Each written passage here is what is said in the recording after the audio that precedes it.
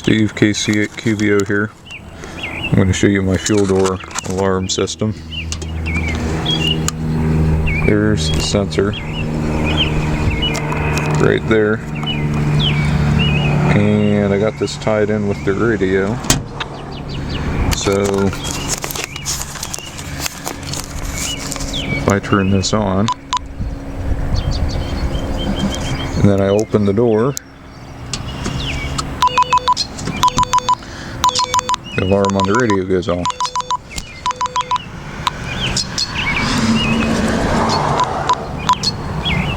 So go ahead and set that up again.